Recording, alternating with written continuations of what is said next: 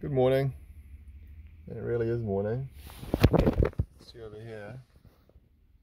Yeah, the sun is rising. But looking here at a pretty great soundtrack for the movie Singles. I've never actually seen this movie. It came out in 1992 by Cameron Crowe, the movie director. But for me, the soundtrack was always more famous than the actual movie itself. So yeah, I've never seen that. Even if I could have seen it at the time, I would have been a bit young in 1992. But a few years after that, when I was a big fan of this kind of music, I would have seen it. But the opportunity never arose, and then in the subsequent years, I've just never bothered to see it. So the movie itself is kind of, from what I've read, is kind of like it's centered. It's based in Seattle, and it's kind of centered around the emergence early part of the grunge scene in that city, and the soundtrack features bands of that kind of style, genre, ilk. This was secondhand. You can see it was a Red Dot special at Real Groovy Records, which probably means it was somewhere between $4 and $6. I can't remember exactly. I always say that I can't remember the price codes for the different colors of these things that I've got over the years. But the condition is fine. It's pretty excellent, actually. So looking at the track listing, so we've got there song 1, Wood by Alice in Chains, from Dirt. So some of these you'll see that some of the songs here are album tracks that were featured on other albums, like like Wood, and whereas others are outtakes from certain albums, or they were recorded specially, or at least in separate sessions, maybe not especially for the movie, but they weren't recorded in album sessions. So Wood, I think, is one of Alice in Chains' most famous songs. It's one of their best singles, in my opinion. 2, Breathe by Pearl Jam. That's a pretty good song, but it sounds of its time. I think, is it that one? Yes. So Breathe and the other the other Pearl Jam song on the soundtrack, State of Love and Trust, were both recorded at the same time, and they were recorded in '92. So after 10 had been released, and I think they were the first recordings with Dave Abruzzese on drums. So I talked in my 10 review how Dave Crewson left. He drummed on 10. And then he left, and then someone else came in just for a couple of weeks to fill in for some live shows, and then they got Dave Abruzzese, and he came their full-time drummer, and I think the first actual recordings that he drummed on were Breathe and State of Love and Trust. So they recorded them with Rick Parashar, who also was the producer for 10. Seasons by Chris Cornell.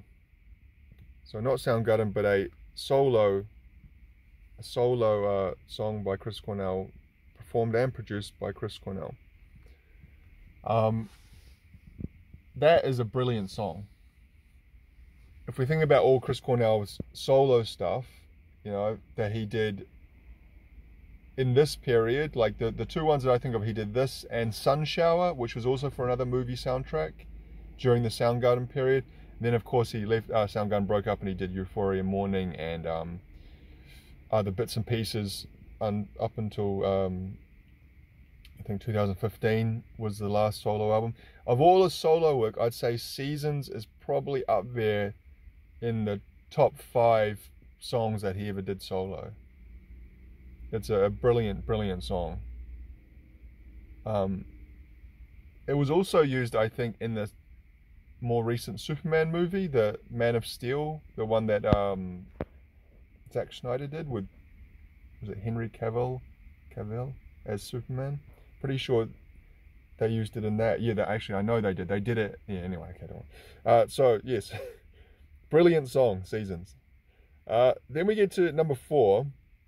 So, track 4 and track 10 are by Paul Westerberg. Westerberg. He apparently was the frontman for The Replacements, a band I know nothing about. I've heard of them a lot, The Replacements. I've never actually listened to any of their music in my life. I may have heard some without knowing it.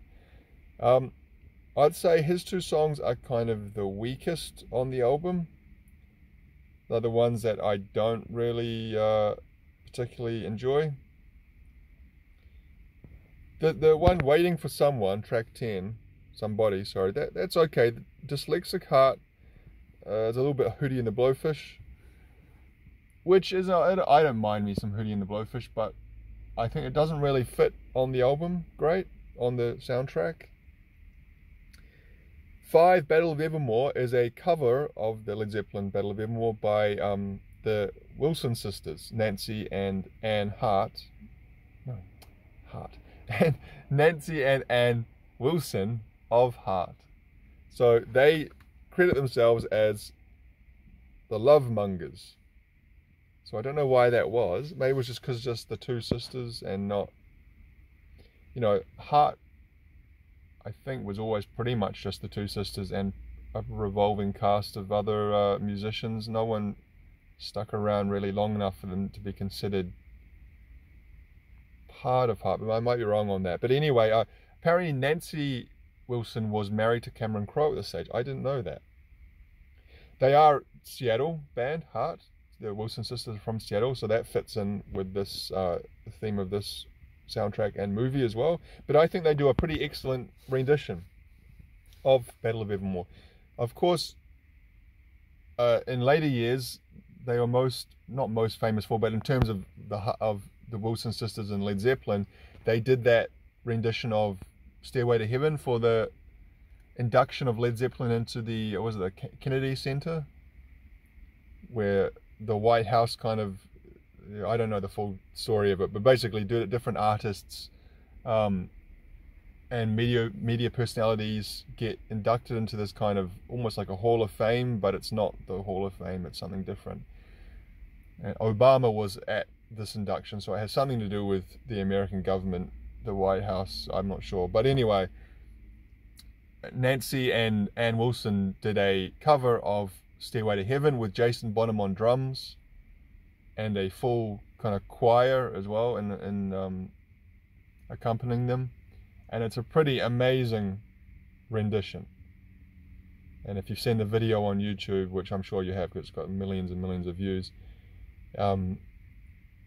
the guys from Led Zeppelin are watching it, and it brings Robert Plant to tears. Well, not to, like he's bawling his eyes out, but you can see as the camera focuses on him, he's got tears in his eyes watching it. And it's a pretty affecting cover of the song.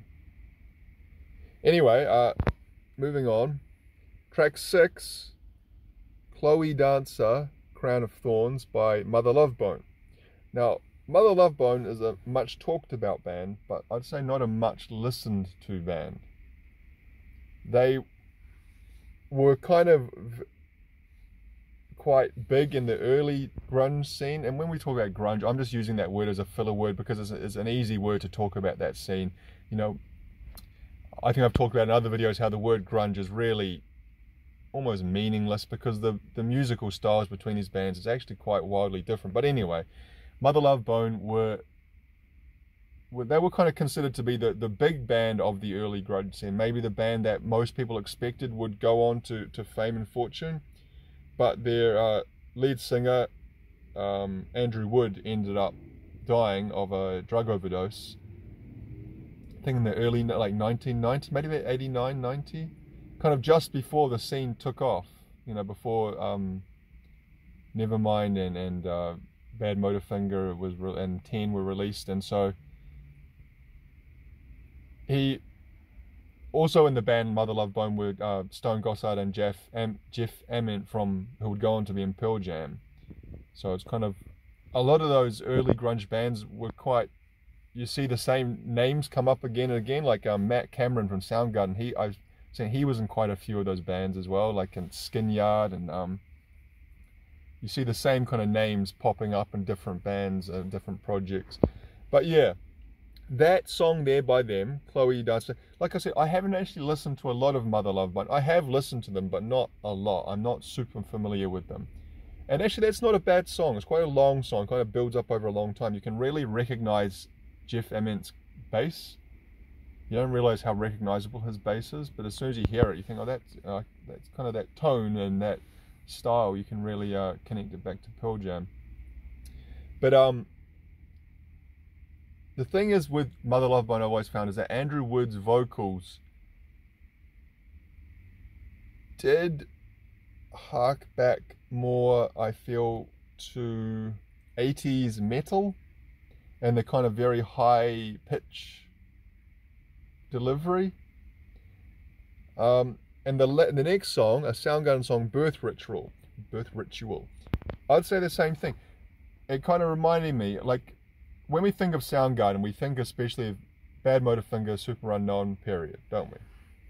That was where they were most famous and where they had most of their big hits.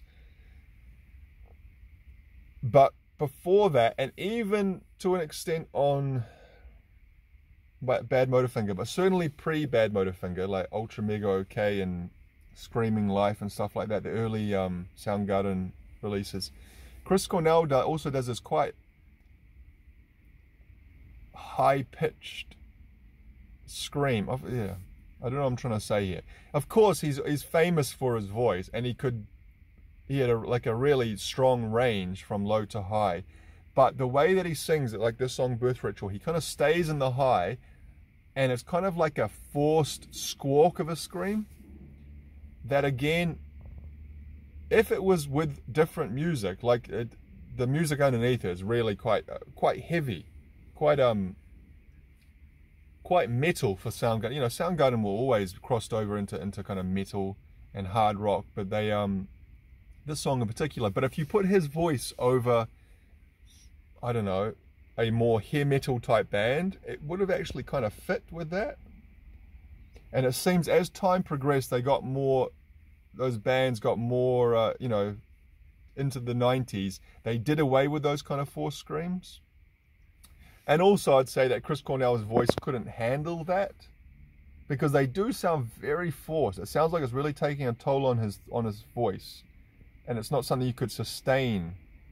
It's not a clean high like a Bruce Dickinson or a Jeff Tate or what's guy from Judas Priest, what's his name? Rob Halford.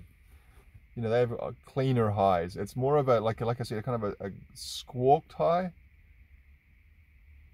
And it's, yeah, certainly not sustainable. And as time went on, by the time he got to Super Unknown, when he went high, it wasn't as high, and it was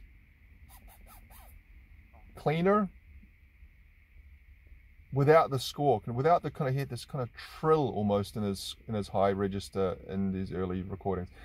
Then by the time he got to Audioslave, if you listen to that song Cochise by Audioslave, their first single, he does that kind of high, but it's this weird gravelly high, almost like his voice has been damaged at that particular register. I don't know enough about vocals and keys and tones and stuff to give a decent appraisal of what I'm talking about here, but I'm sure if you listen to the progression of particularly his high register from pre-Badmotorfinger, this kind of era, Birth Ritual, Badmotorfinger, Super Unknown, end of Soundgarden, and then into Audioslave, you can definitely hear the progression of his voice, that he's having to change and evolve because his voice, and he's getting older. That's just, I'm not saying it's a bad thing, it's what happens, but it's interesting to hear here. Anyway, State of Love and Trust, like I said, is the other Pearl Jam song. I like that song. I like the lyrics in that song. We got a Mudhoney song, which sounds like a Mudhoney song. I said there was 2 Paul Westerberg tracks. Then we come up to the last 3. We got a Jimi Hendrix track. Jimi Hendrix was also a son of Seattle.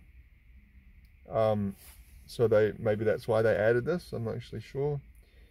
Screaming Trees, another Seattle band, and that's probably their most famous song, Nearly Lost You There. Nearly Lost You. Which is actually an album track. That was taken from, what was their album? Sweet Oblivion, which is a 1992 album. Pretty great album. Mark Lanigan obviously died relatively recently, I think the last year or two. And also just recently, I think one of the guitarists from Screaming Trees also passed away.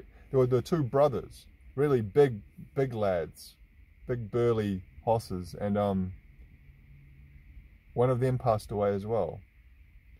And then the last track we have Drowned by Smashing Pumpkins, which apparently was recorded between Gish and Siamese Dream, and I'll tell you what, the song sounds exactly like that. It sounds like the halfway point between sonically and songwriting style between Gish and Siamese Dream. It's a good track. It's a good Smashing Pumpkins track. You notice here that the soundtrack version is 8 minutes 17, but they also had a version on one of their greatest hits releases, I think Rotten Apples, and that version was, I think, a radio edit, was cut down to like 4 minutes something. So yeah. So a pretty great soundtrack, a pretty great collection of songs. This went top 10 in the US, this album, and it sold a few million copies, and it really helped that scene, again the grunge scene, kind of push it forward. You know, having a movie, a relatively successful movie and soundtrack always helps with that kind of thing. So yeah, I recommend this as far as soundtracks go. There aren't many soundtracks as good as this one. The single soundtrack, and maybe one day I'll get to actually watch the movie. To be honest, I'm not the biggest fan of Cameron Crowe movies. What's some was like Almost Famous? It was okay. There's something a little unrealistic I feel about some of his movies sometimes. What's the other? Vanilla Sky? I don't know. Okay, anyway, we'll leave it there. Thank you for watching on this sunny morning.